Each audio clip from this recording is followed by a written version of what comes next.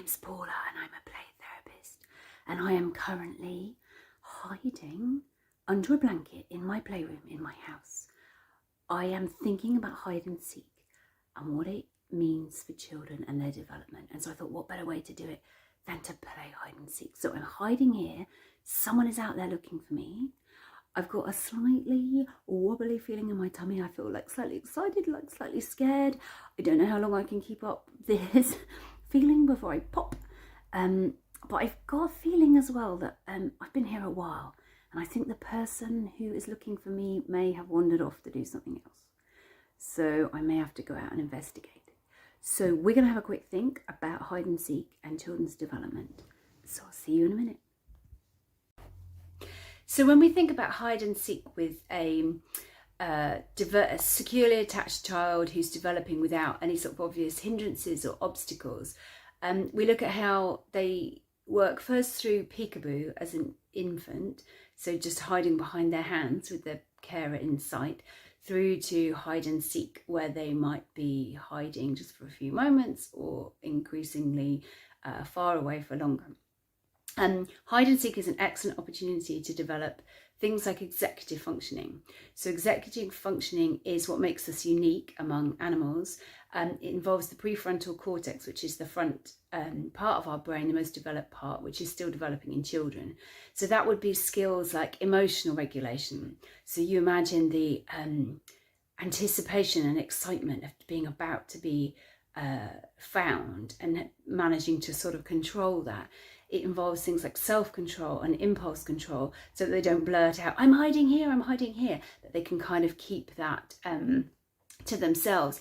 It involves things like planning, like where to hide, where would they fit, and flexible thinking like that. If they're looking with peers or siblings, it might involve some teamwork. There's a certain amount of bravery because of that being in a small space, a dark space, the micro moment of anticipation before they're found. It also involves an understanding of object permanence. So object permanence is something that infants start to understand, that like when they close their eyes, the world is still there, that things exist when you can't see them. And this is particularly important in attachment with their caregivers, because children need to come to understand that even when they can't see them, that their caregivers are still connected to them. And it is a really good practice for separation from their carers. So for peekaboo, it's just a second, and then the carer is there again, and it's very controlled by the infant. As children get older, obviously they spend more and more time away from their caregivers. So hide and seek is a really good way of practicing being connected, but not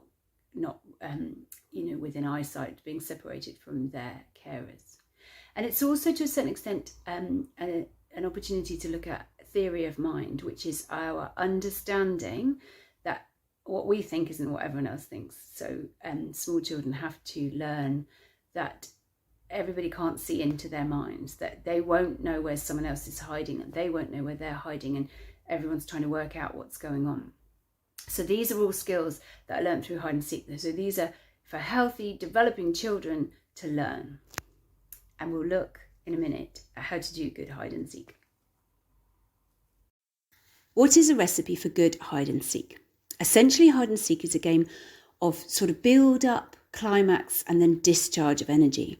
It should start in a place of safety and playfulness, maybe face to face with eye contact. We're playing at separation. So where peekaboo is starting with the face obstructed, and like, where's Billy? Where's Billy? And you often obviously know in hide and seek where they are. The separations can become longer as the children have more tolerance for delay. And then you've got the surprise. There's Billy. And the delight coupled with eye contact, laughter, joy, touch, smiles, where you're sharing a state, you're attuned, there's pleasure, there's reassurance that you've returned. The question of whether they exist is answered. The question of whether the carer and the world is going to receive them or reject them has been answered. And essentially the child stays found in the mind of the finder. And then the last stage of hide and seek is rinse and repeat, where the child will probably want to play the game over and over to make it predictable, so that they will always be found and there will always be a joyful reunion. Later on, children might want to be the finder, and that shows a sort of building of their own mastery. They might want to play with peers, where it will be more reciprocal and less egocentric. And there they might try and be clever and not be found, maybe be the last child to be found, but essentially they still will want to be found. So in this way, there's rhythms of engagement and disengagement. There's attuned responsiveness and a meeting of the need of all of us to hide sometimes and be reflective and be private, and then be discovered by someone who really wants to find us.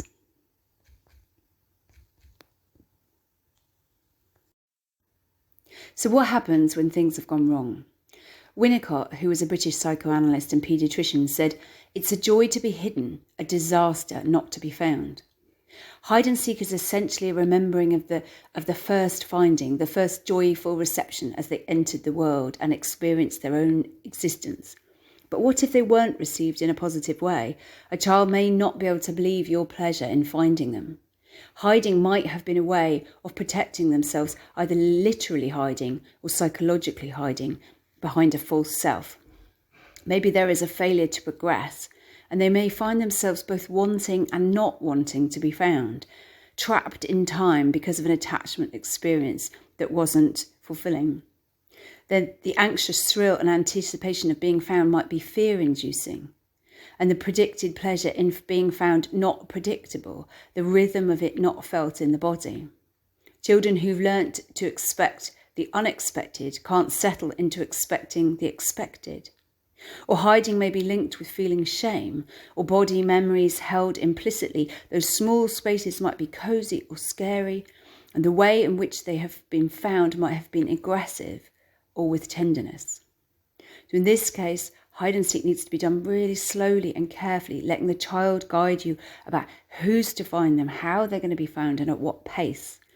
You allow for repetition over and over again until it becomes predictable, until the consistency and the delight of finding them becomes internalized.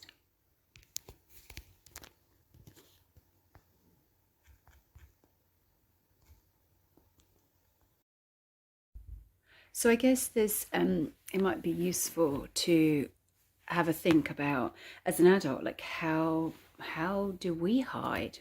In what ways do we hide, like ourselves, our personalities? When do we like physically hide, roll up in our bed and sort of refuse to get out, hide ourselves in our work?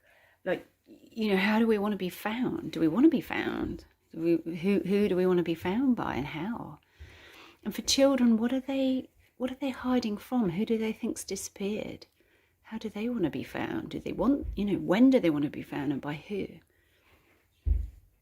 So those are just some thoughts to think of. So there's other ideas for hide and seek. If it is a bit too intense to play hide and seek directly, you could use puppets to create a bit of distance. You could ask the child to imagine where their friends or family might hide, in their home or school or out and about. You could hide pictures of feelings, which could prompt conversation about those, or also hide objects in the sand tray, maybe using things like magnets to sort of find them. So those are some ideas about hide and seek, and it's a good thing to start to reflect on. Thanks. Hide away. Synergistic play therapist Lisa Dion would invite us to think about the context in which hide and seek is being played. So for example, thinking about things like age, if the child is maybe a teenager and they're wanting to play peekaboo, that is a game that's normally for very young children. So maybe there's a very young infant part of that child that is wanting to be found. She sort of invites us to think about how the child is in that moment. It's a snapshot of how they are and the themes that they're working on.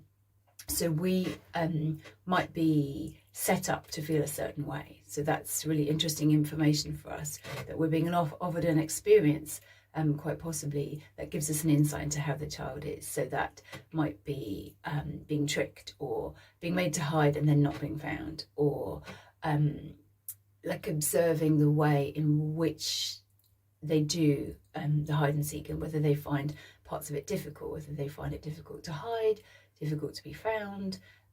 All of that is useful information for us as to what the state of the child currently is. And also to be thinking about the themes that they might be working on, possibly themes of abandonment or themes of loss, and thinking about how we receive those and the delight that we have in finding them. So I'm still here. I haven't been found, and I doesn't really feel that nice actually. So I'm just gonna wait for a bit and see if I get found. I found you. Ah, yay!